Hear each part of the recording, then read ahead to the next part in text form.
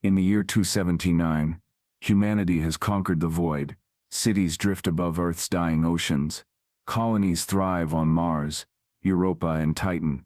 At the edge of Saturn's rings, a fortress of steel and light, the Obsidian Gate, guards the frontier of human expansion. For centuries mankind believed itself alone among the stars. But then came the signals. At first they were fragments, bursts of radio static repeating every 27 hours.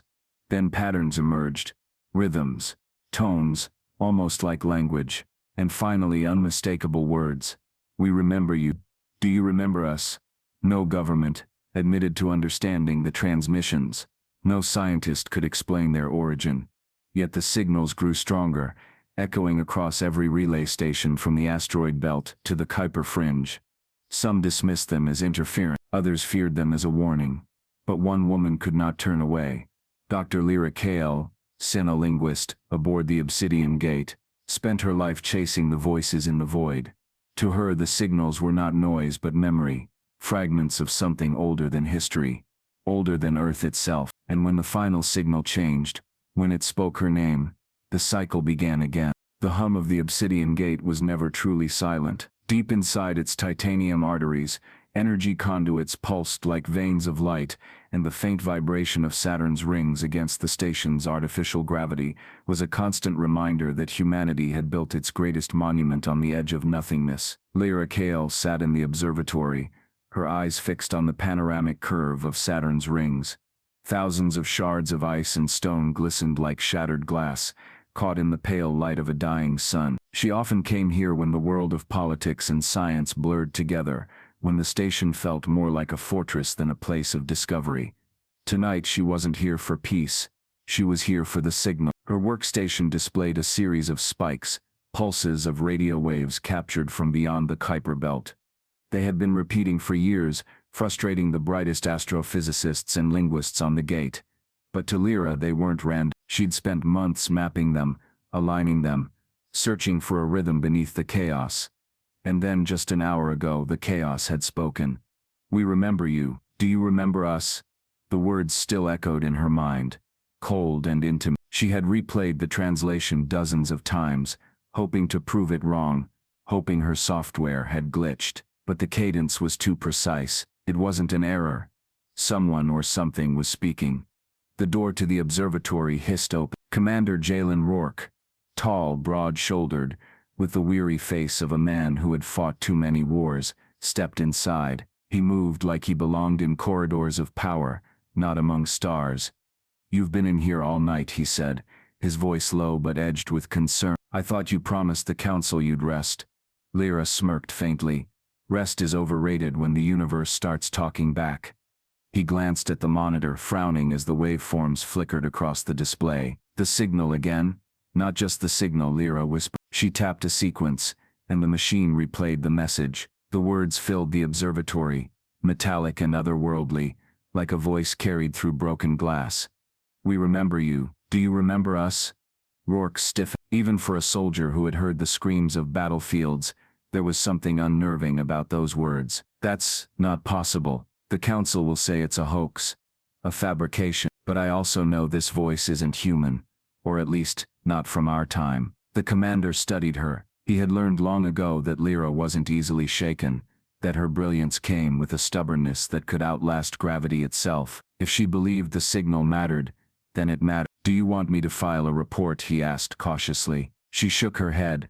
"Not yet. Not until I'm sure." But before she could elaborate, the console erupted in a storm of static. The signal spiked again, louder, sharper, like a scream piercing the void. Lyra's heart pounded as the message reshaped itself into something new. Coordinates. Lines of numbers scrolled across her screen, ancient star maps, embedded within them. They pointed to a region beyond the Kuiper belt, a place where no known human ship had ever traveled. Lyra felt her breath catch. They're not just talking, they're inviting us. For a long moment, the only sound was the quiet vibration of the station. Then Rourke exhaled slowly, rubbing the scar across his jaw. "And what if it's a trap?" Lyra's gaze drifted back to the rings of Saturn, glittering like 1,000 unspoken promises. "Then I suppose," she whispered, we find out what waits for us in the dark, far beyond the station, beyond Saturn's rings, in the silence of space. Something stirred. Something ancient. Watching.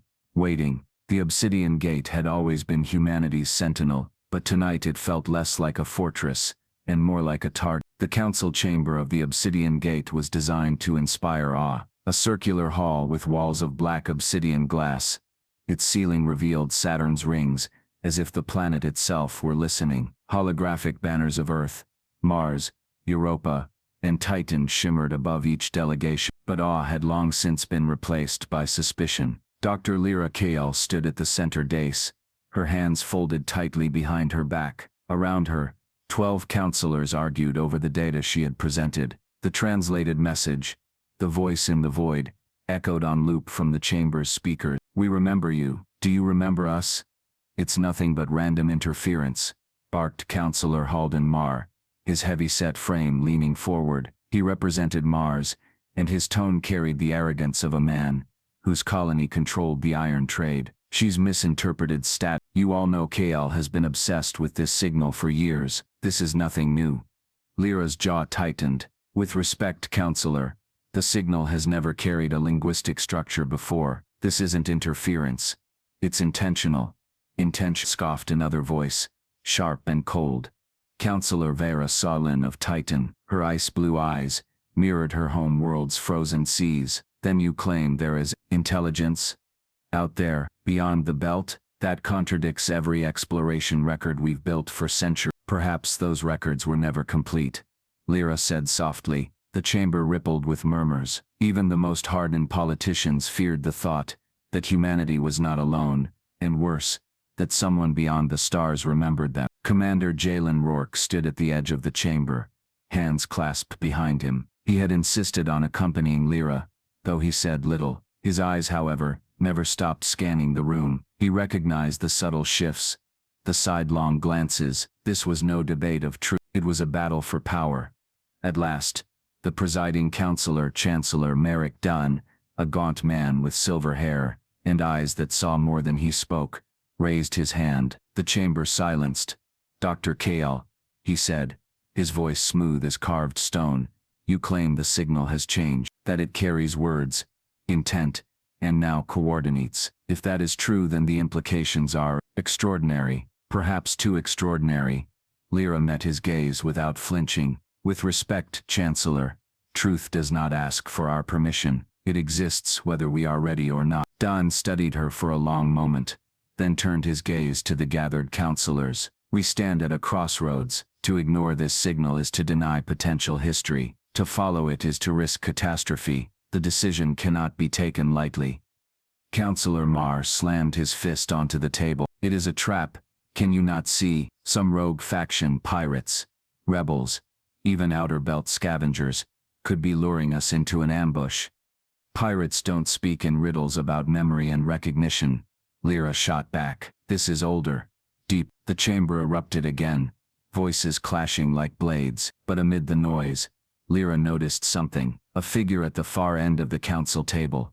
Counselor Sirin Cadet, representing Europa, sat silently, her eyes fixed on Lyra. There was no skepticism in them, no fear, only recognition. And when Lyra's gaze met hers, Cade's lips moved in the faintest whisper, too quiet for the chamber's recorders. We remember you. Lyra's heart froze. Rourke noticed her flinch, and stepped closer, his hand brushing against her arm. A silent question. Are you all right? But before she could answer, Chancellor Dunn's voice cut through the noise. The council will deliberate in private. Dr. Kale, Commander Rourke, you are dismissed. Until a decision is reached, no vessel will depart this station without unanimous approval. Lyra bowed stiffly, her thoughts spinning. As she and Rourke left the chamber, the council's voices faded behind sealed doors. In the corridor, Rourke finally spoke. You looked like you saw a ghost in there. Lyra swallowed hard. Her voice was barely more than a whisper. Maybe I did. Because Counselor Sirin Cade's whisper hadn't just echoed the message. She had spoken it in a dialect of old Earth, a language dead for over 3 centuries. The corridors of the obsidian gate were alive with whispers. News of the signal had spread faster than the council's attempts to contain it. Engineers speculated over encrypted comms, scientists argued in labs, and soldiers swapped rumors in the barracks. Some called it proof of alien contact, others whispered it was an omen of war. For Lyra Kale, it was something else entirely, an obsession. Her footsteps echoed softly as she descended into the restricted archives. Only senior researchers had clearance here, but her credentials as chief xenolinguist granted her passage. The chamber was cold, lined with hollow vaults, containing fragments of humanity's scattered history. She entered her personal authorization code. A sphere of pale light bloomed, displaying the archived dead languages of Earth, tongues long forgotten after centuries of colonization. She pulled up the one she knew she had heard in the council chamber. Old Earth dialect, Proto-European, 14th century. The words glowed in the air before her. We remember you. Do you remember us? Exactly as Counselor Siren Cade had whispered. How? Lyra muttered. No one alive should know this tongue, not without years of obscure training, and yet Cade had spoken it fluently, effortlessly. The chamber doors slid open behind her. Lyra spun, startled but relaxed only slightly, when she saw Commander Rourke standing there, his broad frame filling the doorway. You're not supposed to be here, he said softly, though his tone carried no real accusation.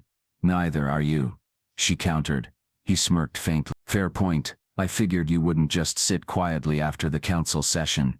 You've never been good at waiting. I can't wait, she admitted. Rourke, Counselor Cade knew the language.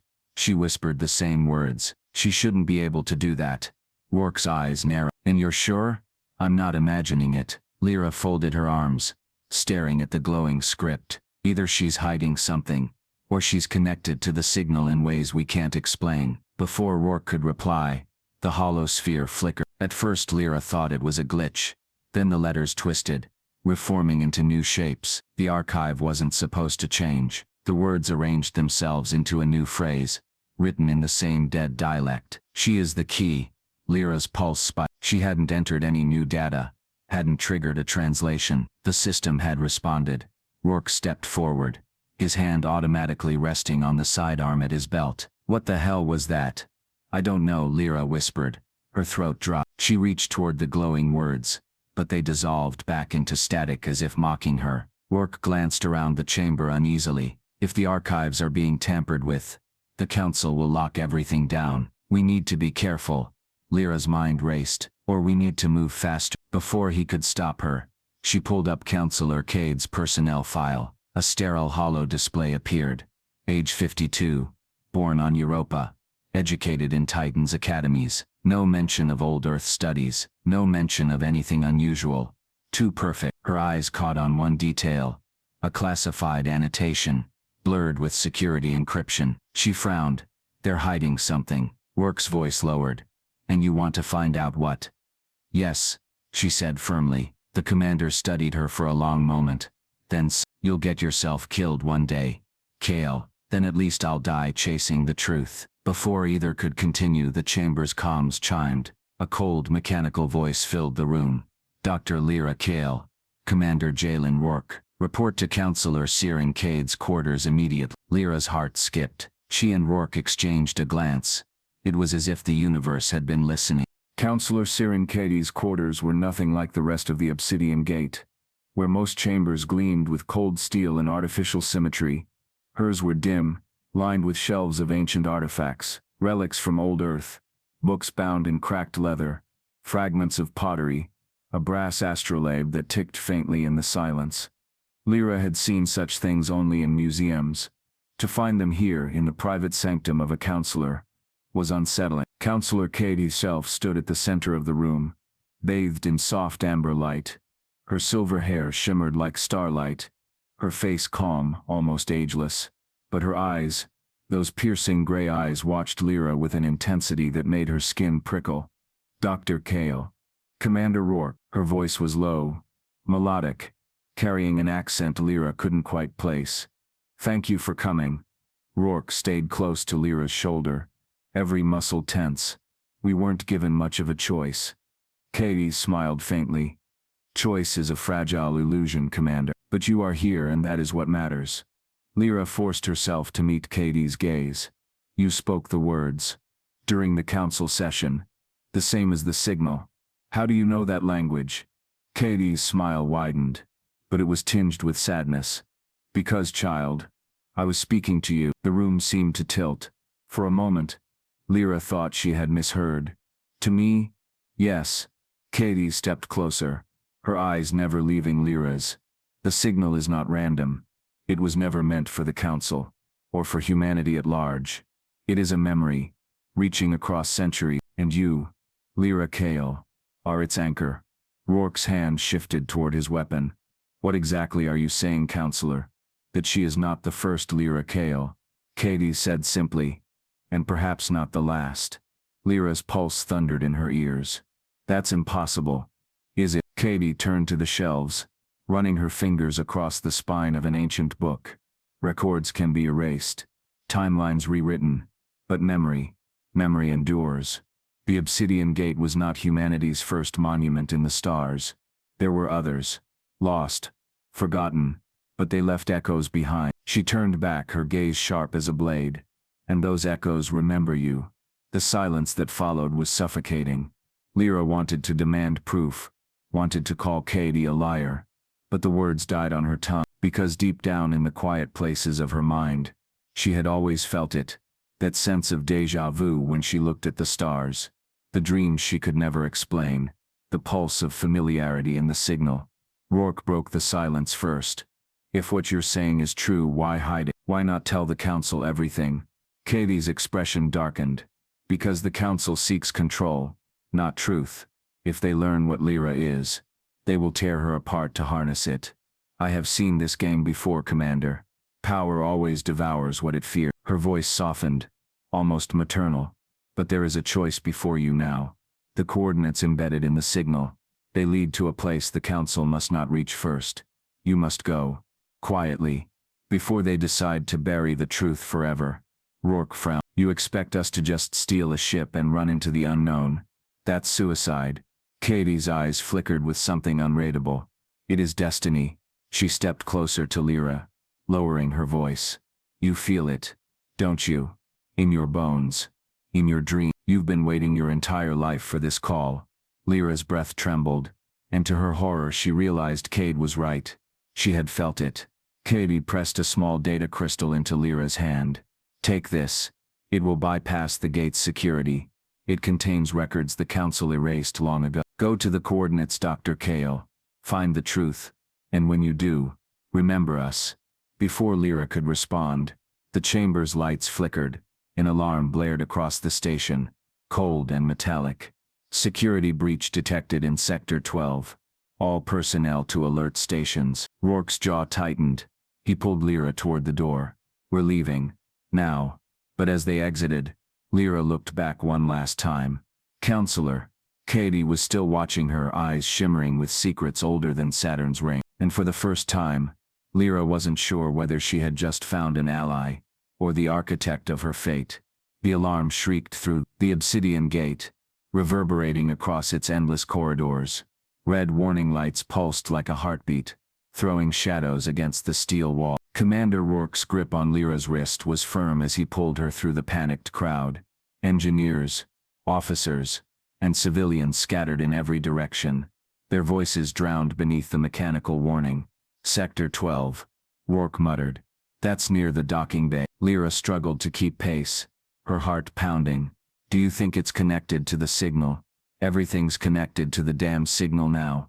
They ducked into a side corridor, away from the chaos. Rourke tapped into a nearby console, bypassing its security with military precision. The hollow display flickered to life, revealing surveillance feeds of Sector 12. The image sent a chill through both of them. Dozens of armored security drones swarmed the docking bay, their weapons raised, not at intruders but at a single ship, a sleek black vessel unlike any standard gate transport. Its hull shimmered faintly, bending light in unnatural ways. That's not ours, Rourke said grimly. The drones opened fire. The ship's shields flared, absorbing the barrage before retaliating with a pulse of energy that rippled like a shockwave. Half the drones crumpled instantly, their circuits fried. What in the stars? Lyra whispered. Before she could process what she was seeing, the data crystal counselor Cade had given her buzzed faintly in her pocket. She pulled it out, its surface glowing, resonating with the ship on the feed. Rourke noticed. His eyes widened. Tell me that's a coincidence. It's not, Lyra admitted, her voice tight. This crystal, it's linked to that ship. As if to confirm her words, the hollow feed glitched. A single phrase appeared across the screen in the same dead dialect. We are waiting. Rourke cursed under his breath. Kale, this is insanity. That ship just tore through Gates security like it was nothing. If the council finds out you're tied to this, they'll never let me near it. Lyra finished. She stared at the crystal, at the ship, at the impossible connection weaving itself around her life. But what if this is the way to the coordinates? What if this is what the signal was leading me to? Rourke hesitated. Duty warred with instinct in his eyes. He was a soldier. His oath bound him to the gate, to the council. But he had also seen too many politicians bury the truth when it threatened their power, and he had never seen Lyra so certain. Finally, he exhaled. All right, but if we're doing this, we're doing it my way. Before Lyra could respond, the corridor lights flickered again. A squad of human guards rounded the corner, weapons drawn. Dr. Kale, Commander Rourke, the lead officer barked. By order of the council, you are to stand down and submit for questioning. Rourke swore. They know. The guards raised their rifle. Lyra clenched the crystal, feeling its warmth pulse through her palm. She glanced at Rourke. So, do we surrender? His smirk was sharp, dangerous. Not a chance. With one swift motion, he drew his side. The corridor erupted in chaos. Blinding flashes of light, the crack of gunfire, the shouts of soldiers. And as Lyra ducked behind cover, clutching the crystal to her chest, one thought consumed her. The signal wasn't just calling her. It was pulling her into a war she didn't yet understand. The corridor burned with streaks of plasma fire. Sparks rained from ruptured panels, as Rourke shoved Lyra behind a bulkhead. Stay low, he barked, returning fire with sharp, precise bursts. 3 guards fell, their armor sizzling under the impact. But more were coming. Shadows racing down the corridor, rifles raised. Lyra's pulse thundered. She wasn't a soldier, wasn't trained for this chaos. Her instincts screamed to run, but the crystal in her palm pulsed harder, syncing with her heartbeat. Every flare of light from the firefight seemed to bend toward her as if the universe itself were nudging her forward. We can't hold this corridor, Rourke shouted. We need to move now. Where? He pointed toward a service hatch. Maintenance. They'll take us straight to Dock 12. The ship, Lyra realized. Rourke gave a grim nod. It's our only shot. He fired a final volley, forcing the guards into cover, then yanked Lyra toward the hatch. They dove inside, sealing it behind them, as energy blasts scorched the door. The shaft was narrow, claustrophobic, lit only by emergency strips that flickered in and out. Their boots clanged against the rungs as they climbed downward, breath ragged in the stifling heat. Do you even know how to fly that thing? Lyra asked, gasping. I can fly anything with an engine, Rourke growled, but let's just hope it wants to be flown. They reached a junction where the shaft split in 2 directions. Rourke paused, scanning the faint vibrations in the metal. Left leads to Dock 12. Right. A metallic clang echoed from the right shaft. Footsteps. Soldiers closing in. Left it is, he muttered, pulling Lyra along. They crawled through the shaft until they reached a vent, overlooking Dock 12. Lyra peered through, and her breath caught. The black ship stood like a predator among prey.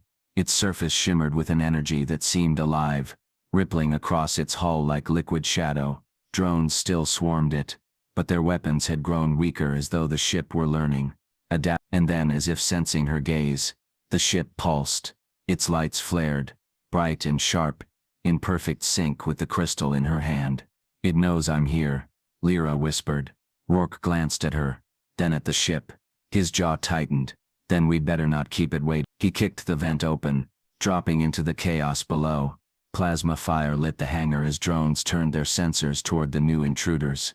Rourke fired, dropping 2 machines in quick succession. Go, he shouted. Get to the Lyra scrambled across the deck, the crystal guiding her steps like a compass. Drones lunged at her, their metal claws sparking, but each time, the ship responded. Bolts of energy lashed from its hull, striking down her attackers as if defending her. She reached the ramp. The ship's hull parted silently, forming an entryway bathed in pale light. Rourke fought his way to her side, chest heaving. "Ladies first," he muttered, shoving her inside. The interior was unlike any vessel she had ever seen. Smooth organic walls pulsed with faint light, like veins beneath skin. The air was cool, humming with a resonance that matched the crystal in her grip. The ramp sealed shut. The sound of gunfire outside cut off instantly, leaving only silence. And then a voice filled the chamber, not mechanical, not human, but something in between. "Welcome, Lyra Kale." Her eyes widened. She turned to Rourke, who had frozen mid-step. "You heard that too, right?" she whispered. Rourke's face was pale, but he nodded slowly. "Yeah, I heard it." The ship shuddered beneath their feet. Panels lit up across the walls, forming patterns of stars and coordinates. The engines roared to life with a sound like thunder trapped in glass. The obsidian gate's docking bay alarms waved. Automated turrets swiveled toward the ship, charging for a full barrage. Rourke gripped the controls instinctively. "Strap in, Kale. We're about to make a lot of enemies." The black vessel lifted from the deck, energy flaring around its hull, and as it tore free of the hangar, blasting into the void beyond Saturn's rings, Lyra knew there was no turning back. The signal hadn't just called her, it had chosen her. The black ship cut through the darkness like a shadow given form. Outside its hull, Saturn's rings dwindled to a pale glow, the obsidian gate shrinking into the distance. Inside, silence reigned. Lyra Kale stood at the center of the vessel's chamber, her breath catching as the walls pulsed with a faint, bioluminescent glow. The structure was smooth, seamless, as though it had grown rather than been built. Every surface thrummed with a quiet heartbeat, alive in ways no machine should be. "This isn't a ship," she whispered. "It's something more." Commander Rourke ran his hand across the wall, frowning. The surface rippled beneath his touch, like water disturbed by a stone. He snatched his hand back. "Ships aren't supposed to move when you touch them." Lyra held out the crystal. It glowed brighter, resonating with the chamber. The walls responded, shifting, reshaping. Panels slid open silently, revealing a control interface unlike anything human. Patterns of light arranged in fractal design. The same voice from before echoed in the chamber. Calm, resonant. "Welcome, Lyra Kale. You are the anchor." Rourke tensed, his hand instinctively resting on his sidearm. "Still not used to ships talking to us." Lyra's throat tightened. "What do you mean, anchor?" she asked aloud. The patterns shifted, forming a constellation of stars suspended in the air. Among them, one system pulsed brighter than the rest. "The place you left. The place you will return to." Lyra's breath hitched. "The coordinate," she murmured. Rourke studied the projection, his soldier's mind already calculating. "That's deep beyond the Kuiper Belt, further than any registered colony or relay station." As if in answer, the ship's walls expanded, forming corridors branching out like arteries. A faint glow beckoned them forward. "We're supposed to explore," Lyra realized. Rourke's jaw tightened. "Or we're being led into a trap." Even so, he didn't stop her when she stepped into the corridor. The passage curved organically, its surface pulsing beneath their boots. They reached a chamber that resembled no human engineering. At its center floated a sphere of liquid light, suspended in midair. Within it flickered images, faces, ships, cities, but blurred, fragmented, like memories half forgotten. Lyra stepped closer, her heart hammering. The images sharpened. She saw a city of glass towers under twin suns, a fleet of ships identical to the one they stood in, and her own face, but not as she was now, older, weathered, a different life, yet undeniably her. She staggered back. "That's impossible." The sphere pulsed, the voice whispering through the chamber. "Echoes remain, anchors endure. You are not the first. You are not the last." Rourke swore under his breath. "Kale, what the hell are we standing in?" She couldn't answer, because deep inside she already knew. This wasn't just a ship, it was a memory, a vessel carrying pieces of lives lost to time. and somehow she was part of it. The ship shuddered suddenly, alarms rippling through its living walls. The star map reappeared, flashing red, an incoming signature. Pursuers. Rourke's expression hardened. Looks like the gate's not letting us go without a fight. Lyra tore her eyes away from the sphere, forcing her trembling hands to steady. Then we'll have to trust the ship knows what it's doing. The vessel's walls sealed, lights flaring like veins filled with fire.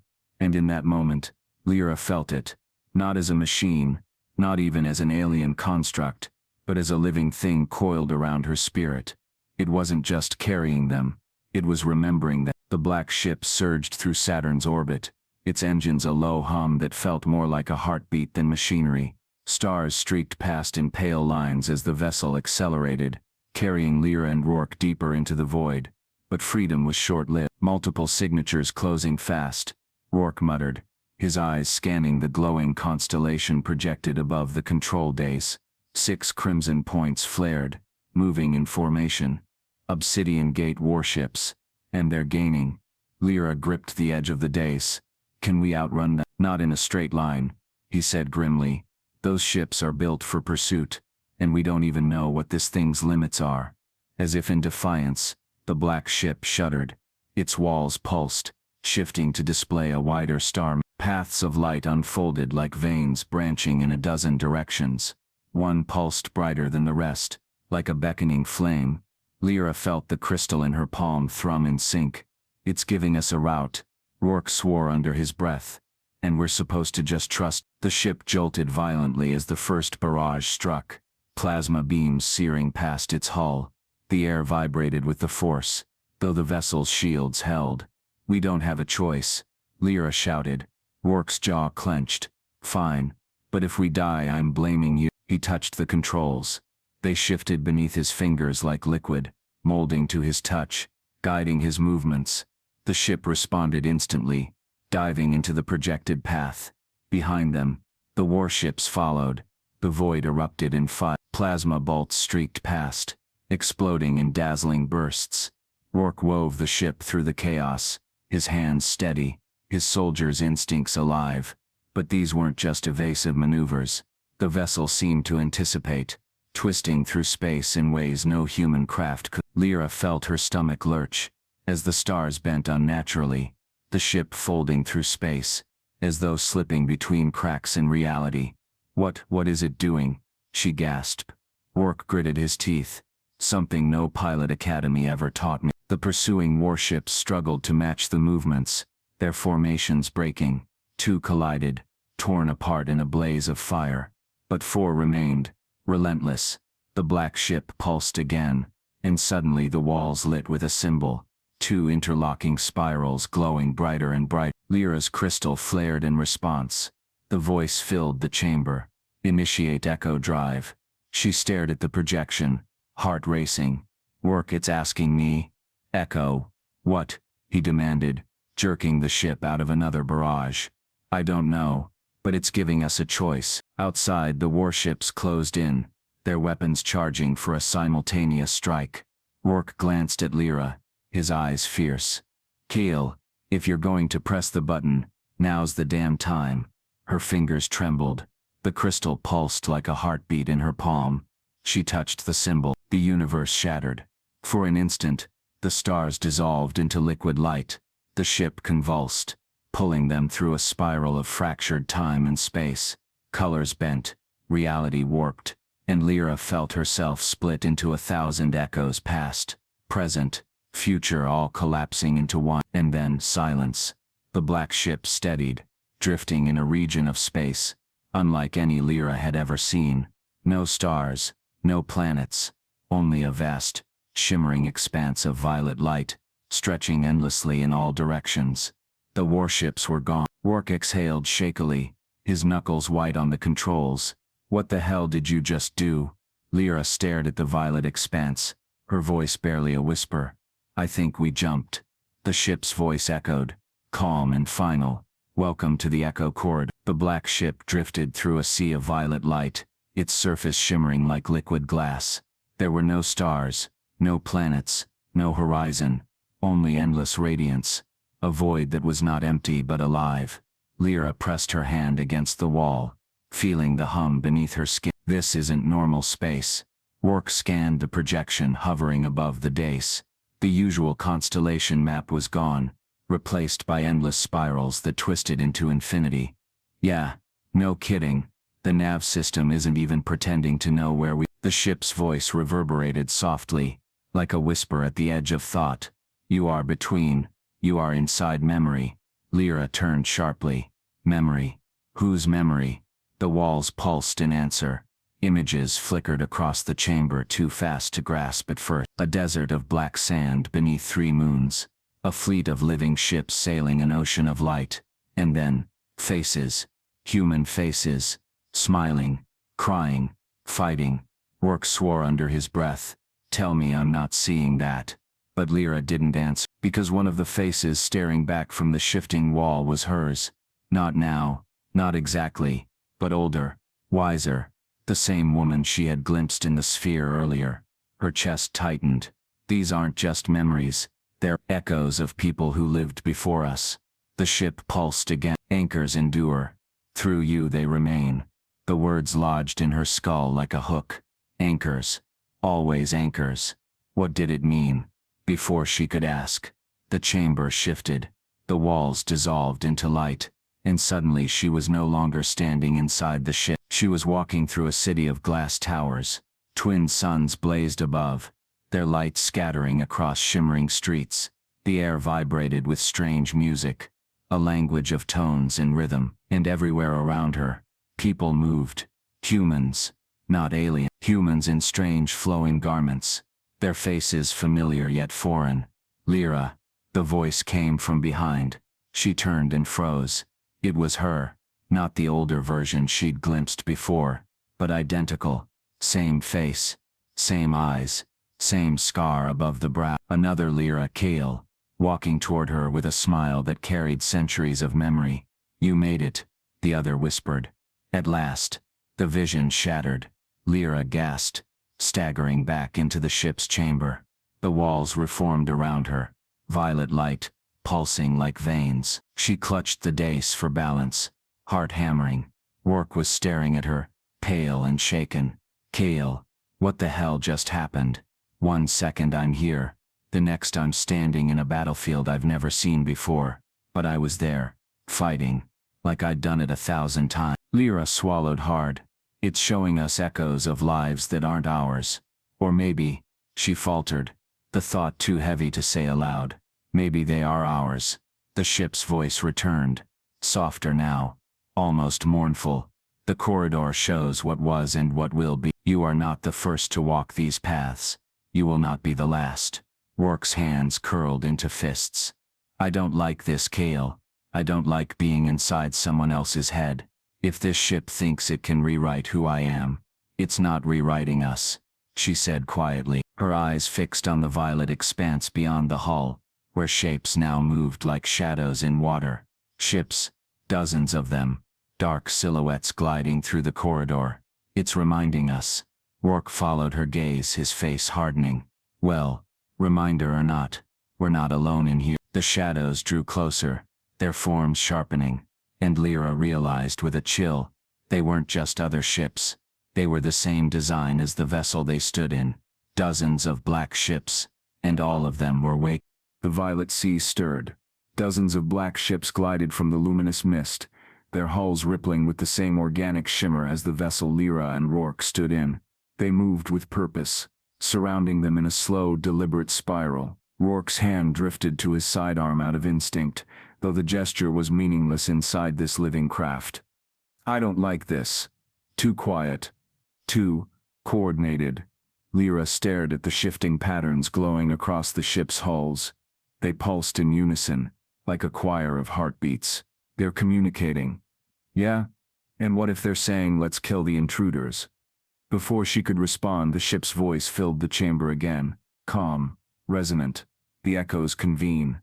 The anchor is present. The memory continues. Lyra's chest tightened. Anchor, she whispered. They mean me. One of the ships broke formation, drifting closer until its hull loomed across the viewport like an obsidian mountain. Its surface rippled, and a luminous bridge of violet light extended between the two vessels. The crystal in Lyra's hand throbbed, pulling toward the bridge. Rourke grabbed her arm. "You're not actually thinking of going out there, are you?" Her voice shook, but her resolve didn't. "It wants me to. Kale, this is insane. We don't even know if the air out there is breathable. For all we know, you'll step onto that thing and—" The ship interrupted, its voice firm. "She will endure. The anchor must cross." Lyra met Rourke's gaze. For the first time since this nightmare began, she saw fear in his eyes, not of death but of losing control, of facing something beyond his soldier's training. "Stay here if you want," she said softly, "but I have to know." He swore under his breath, then tightened his grip on his weapon. "Fine, but if this goes bad, I'm shooting my way out, anchor or not." Together they stepped onto the bridge. The light held beneath their boots, solid yet shifting like liquid glass. The violet expanse stretched infinitely around them, silent except for the low hum of energy. Ahead, the second ship opened, forming an archway of pale luminescence. Lyra's pulse raced as they crossed inside. The interior mirrored their own vessel, but larger, grander, like a cathedral carved from living shadow. At its center floated another sphere of liquid light, brighter and more stable than the fragment they had seen before. And within it, faces, hundreds of them. Human faces. Some she recognized from history. Some were strangers. And some were her. Not one version, not two, but dozens of Lyras, spanning ages, worlds and lifetimes. Soldiers, scholars, explorers, each staring back at her with the same eyes, the same soul. Her knees buckled. Rourke caught her before she collapsed. "Kale, what the hell?" The sphere pulsed, and a new voice filled the chamber. Deeper, layered, like countless voices speaking as one. "You are the latest echo. The cycle endures through you, through every anchor. Memory survives. Without you, all is lost." Lyra's breath trembled. "What cycle? Why me?" The voices thundered like a storm. "Because you were chosen long before you were born. Because you have walked these paths countless times. Because only you can end the silence." The chamber shook violently. Outside, the other ships shifted restlessly, their lights flaring. The violet expanse trembled like a storm-tossed ocean. Rourke raised his weapon, his voice tight. "Kale, whatever this is, it's waking them up. We need to move now." But Lyra couldn't tear her eyes from the sphere, because in that moment, one truth became clear. The signals that had haunted her life weren't a message. They were a memory, a call from her own past lives, echoing across time, demanding to be answered. And she had finally stepped into the heart of it. The chamber was still trembling when the sphere of liquid light dimmed, folding back into itself like a dying star. The voices faded, leaving only silence and the thrum of the living wall. Lyra stood frozen, her reflection fractured in 100 shards of memory still flickering across the surface. So many faces, her faces, lives she had never lived, yet somehow remembered in her bones. Rourke broke the silence first. His tone was sharp, but beneath it was unease he could no longer hide. "Kale, we need to leave. Now, whatever this is, whatever they are, it's rewriting your head." She shook her head slowly. "No, it's not rewriting me. It's revealing me. That you've been here before," his voice rose. "That you've died 1,000 times and keep coming back. That doesn't make sense, Kale.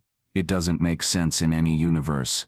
Her hand clenched around the crystal, which pulsed faintly, as if agreeing with her. "And yet it feels true, like I've carried this weight my entire life without knowing why." Rourke exhaled, pinching the bridge of his nose. "Listen, I don't care if you're the reincarnation of 1,000 anchors, or the universe's chosen echo, or whatever mystical crap this ship wants to sell you. All I care about is surviving." He gestured around at the cathedral-like chamber, "And right now, we're standing inside the heart of a machine that makes the gate look like a child's toy. The longer we stay, the greater the chance we never get out." Before Lyra could answer, the ship beneath their feet pulsed violently. The walls rippled as a new projection unfolded, an image of the echo corridor itself. The dozens of surrounding black ships glowed, their energy patterns shifting. Some pulsed in harmony, others flickered erratically, unstable, as though fighting against themselves. The ship's voice returned, urgent and strained. The echoes are divided. Some remember, some resist. The silence grows. Lyra's throat tightened. Divided, you mean, they're not all allies? The voice dimmed. Not all anchors endure. As if on cue, one of the distant black ships ignited. Its surface split with violent crimson light, and a piercing shriek reverberated through the corridor. The vessel twisted, its organic hull deforming like flesh under fire. Then it turned toward them. Rourke's instincts screamed. He drew his sidearm, futile, but reflexive. That doesn't look like an ally. The corrupted ship lunged forward, violet waves breaking in its wake. The other vessels shifted away, creating distance, as though unwilling or unable to stop it. The black ship carrying Lyra and Rourke responded instantly. Its walls flared with light, sealing the bridge and dragging them back into its core. The voice thundered, no longer calm but commanding, defend the anchor, engage the cycle. The vessel's engines roared, the chamber vibrating with impossible energy. Rourke stumbled into the pilot's cradle, as controls molded beneath his hands, alive and waiting. He glanced at Lyra, jaw tight. Looks like your ship just volunteered us for a fight. Her pulse hammered in her ears, but when she met his eyes, she didn't waver. Then let's see what it can do. The violet expanse erupted, as the corrupted ship unleashed a storm of searing light. The black vessel surged forward, pulling them into the first battle of the Echo Corridor. A battle not of survival alone, but of a cycle older than either of them could comprehend. The corrupted Echo surged forward, like a predator unchained, its hull splitting into jagged fragments that folded and reformed with each movement. Crimson veins pulsed across its surface, twisting the organic structure into something monstrous. Inside their own vessel, the chamber flared with light. Rourke dropped into the pilot's cradle, the controls molding seamlessly to his hands. The ship responded as if it already knew his thoughts, guiding him into evasive maneuvers. Hold on, he barked. The corrupted ship fired, not plasma, not missiles, but a spear of raw energy that tore through the violet sea like lightning made solid. It screamed past their hull, the shockwave rattling every surface. Lyra clutched the dais, the crystal burning in her palm. It's not just attacking, it's feeding. Look at it. Outside, fragments of the violet corridor itself collapsed into the ship's hull, absorbed like fuel. The crimson veins brightened with each strike. Rourke swore. Great. It eats space. Perfect. The black vessel shifted, its walls pulsing urgently. A new projection lit the chamber, symbols spiraling outward, converging on a single glowing shape, a lattice of interlocking arcs. The voice resonated through the chamber. Anchor. Release the cycle. Defend the memory. Lyra's chest tightened. It wants me to do something. To activate it. Do it fast. Rourke growled, jerking the ship out of another barrage. Or we're dead. She raised the crystal. It pulsed violently, threads of light streaming into the walls. The ship shuddered, and for the first time a resonance filled the chamber. A low, vibrating tone that grew sharper, higher, until the very void outside trembled. The hull rippled, unfolding panels of pure light that coalesced into weapons, unlike anything human, arcs of energy, curved like crescent moons. Rourke's eyes widened. Now we're talking. The corrupted Echo lunged, releasing another spear of crimson energy. This time the black ship responded, firing a crescent of light that sliced through the attack, scattering it into harmless fragments. Lyra gasped. It's not just defending, it's cutting apart the corruption. The battle ignited. Rourke pushed the ship into a spiral dive, energy crescents slicing through the void. Each strike hit the corrupted vessel, carving glowing wounds that oozed streams of broken crimson light. The enemy shrieked, its sound reverberating, not through space, but through their bones. But it didn't fall, it adapted. The crimson veins reknit, forming jagged spines that launched outward like harpoons. One slammed into the black ship's flank, sending them tumbling. Alarms flared across the chamber, as the living walls darkened. Rourke gritted his teeth, fighting to steady them. We're not gonna last like this. Lyra felt the crystal searing her hand. She closed her eyes, reaching beyond fear, beyond logic, into the rhythm thrumming through the vessel. She felt it. The ship wasn't just alive, It was bound to her. Her thoughts spilled into its veins. And suddenly she wasn't just standing in the chamber. She was the chamber. She was the hull, the weapons, the crescents of light forming at the edges of her. Her eyes snapped open, glowing faintly with the crystal's radiance. Rourke, I can guide it. He glanced at her, saw the light burning in her gaze, and didn't argue, then guide it straight into that bastard's heart. Together they moved as one. Rourke steered. Lyra directed, the ship responding with impossible precision. Energy crescents flared in a storm, carving through the corrupted Echo's defenses. At last, Lyra raised the crystal high, channeling all its resonance into the vessel. A final crescent, larger than all the rest, erupted from the ship's core, and cleaved the corrupted vessel in two. For a moment, silence, then the corrupted Echo shattered, dissolving into fragments of crimson light that scattered into the corridor, and faded.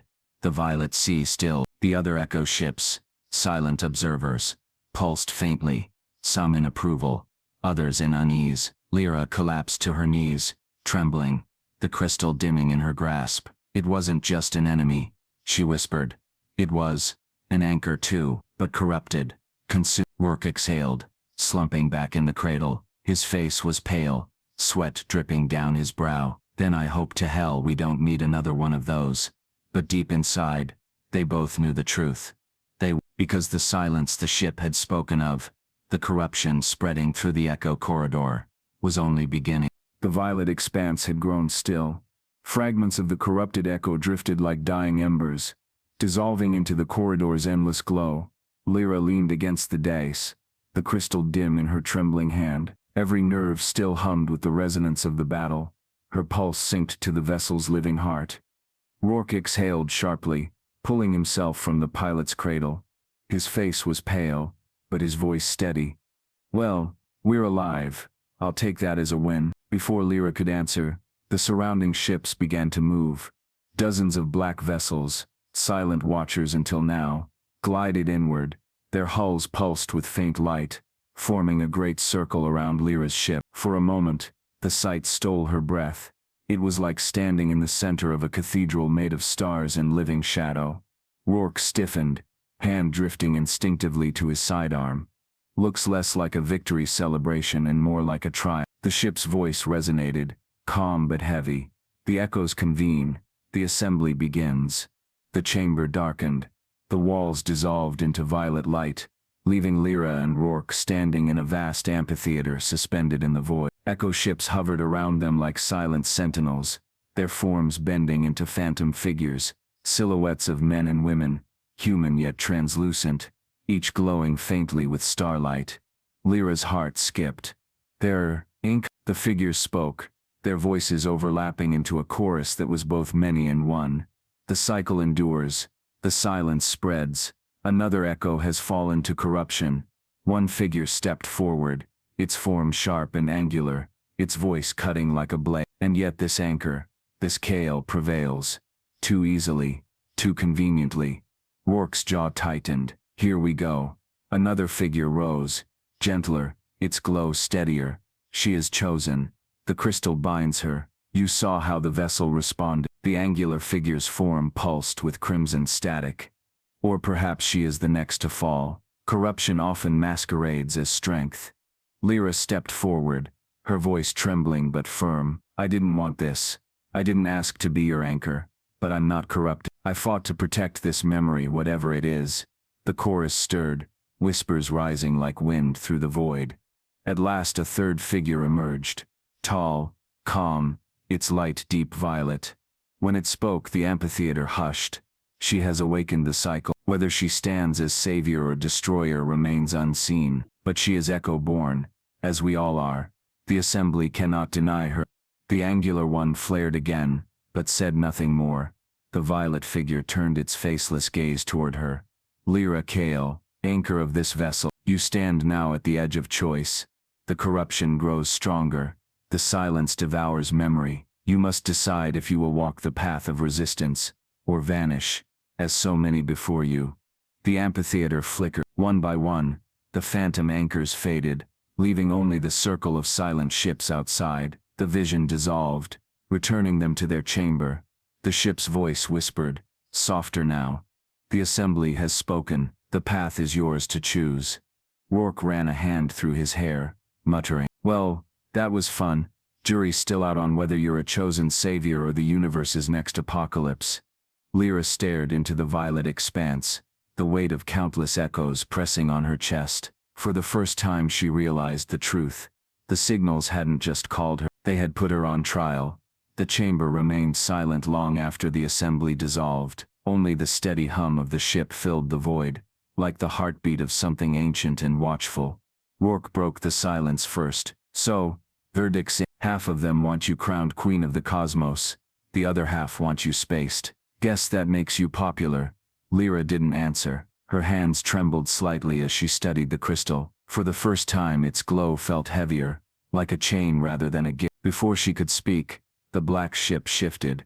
A soft tremor rolled through the walls as one of the surrounding echo vessels detached from the circle and glided closer. Unlike the others, its hull glimmered faintly with streaks of silver light, pulsing in slow, deliberate rhythm. The voice of their own vessel whispered, "He approaches." A moment later, the chamber dissolved again, but this time only partially. A figure coalesced in the center, tall, lean, its outline human, though blurred at the edges like smoke. Its glow was not the sharp brilliance of the assembly, but something quieter, older. Lyra's breath caught. Another anchor. The figure inclined its head slightly, as though in greeting. Anchor of the new cycle. Lyra Kale, you walk a path few survive. Rourke's hand hovered near his weapon. Yeah, and who the hell are you supposed to be? The figure's tone held neither anger nor amusement, only weary patience. I am called Siren, anchor of the vessel you see before you. Once, long ago I stood where you stand now, on the edge of awakening. Lyra's chest tightened. Then you know what this means. This crystal, the cycle, the corruption, what any of it is. For the first time the figure faltered. Its glow dimmed, voice dropping into something like sorrow. I know enough. The echoes are memory, fragments of what was lost when the silence was born. Each anchor is chosen to carry a shard of that memory, to keep it alive across the dying ages. Memory? Rourke frowned. You're saying these ships are what? History lessons? Siren's blurred face turned toward him. Not lessons. Survivors. Each echo is an echo of a world consumed, a people erased. Anchors are the bridges between what was and what endures. Lyra felt her pulse quicken, and the silence. The figure's glow darkened, crimson static flickering briefly through its form. The silence is hunger, not a thing but the absence of all things. It devours memory, corrodes echoes, twists anchors. The corrupted you faced was not your enemy by choice. It was taken. A chill rippled through Lyra. She remembered the crimson veins, the way the ship had screamed, not like a machine but like a dying soul. Siren stepped closer, his form wavering as if strained. You are stronger than most, Kale, but strength is the first step toward corruption. The silence whispers loudest to those who burn brightest. Rourke scowled. That's comforting. The anchor ignored him, gaze fixed on Lyra. If you wish to understand more you must follow the path deeper. Beyond this corridor lies the hollow verge, the place where the silence first touched us. Few return, but within it lies the truth of what we fight. The chamber shuddered as Siren's form began to unravel, his voice fading with it. Remember this, Kale. Every cycle ends the same way. Anchor against anchor, memory against silence. Decide now what you will protect, before you are forced to destroy it. Then he was gone. The silver echo outside drifted backward, dissolving into the violet distance, until it was indistinguishable from the other. Rourke exhaled, dragging a hand down his face. Fantastic. Now we've got a cryptic ghost mentor, telling us to march straight into the universe's graveyard. You're not seriously thinking of going, are you? Lyra stared at the fading silver glow. The crystal pulsed faintly in her palm, as if answering for her. Yes, she whispered, because whatever waits in the hollow verge, it's the reason we were called here. The violet sea thinned as they traveled. What had once been luminous waves of energy now stretched into threads, fraying like a tapestry pulled apart. The ship moved steadily, its hull vibrating with a low hum that carried both urgency and unease. Rourke stood at the forward projection, arms folded tightly. I don't like this. Feels like the air's gone thin, even though we're not breathing it. Lyra nodded faintly. Her crystal pulsed, but the rhythm was uneven, strained. It's weaker here, like the echoes themselves are fading. The corridor behind them had already vanished, swallowed by endless. Ahead, a gulf opened, vast and silent, where even the stars seemed too afraid to shine. The hollow verge, their vessel whispered, voice hushed as though fearful. The verge devours sound, memory thins, anchors falter. Rourke muttered, "Great, exactly where I wanted to be." The ship shuddered as they crossed the threshold. At once the void thickened, the stars warped, bending like reflections in broken glass. Shapes flickered at the edges of sight, structures or shadows, impossible to tell. Lyra gripped the dais. "Do you feel that?" Rourke frowned. "Feel what?" She closed her eyes. Beneath the silence was a pulse, not like the living heartbeat of their vessel, but something deeper, an irregular throb like the echo of a wound that never healed. Her breath caught. "It's the silence.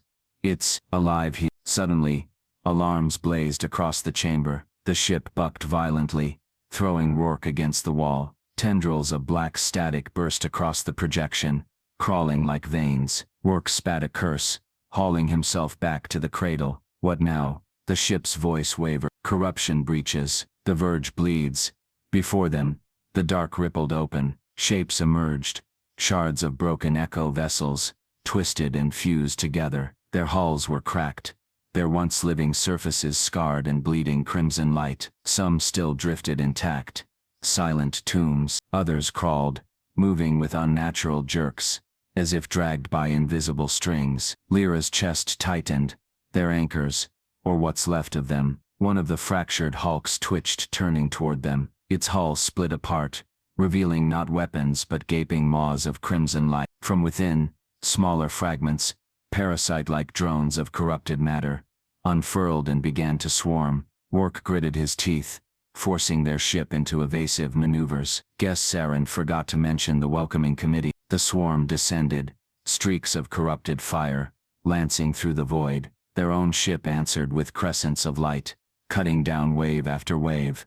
But the drones multiplied faster than they could be destroyed. Lyra pressed the crystal against the day. Her vision blurred as she reached deeper, pushing past the exhaustion that gnawed at her bones. She felt the verge clawing at her memories, slipping, faces she once knew dissolving into static. "No."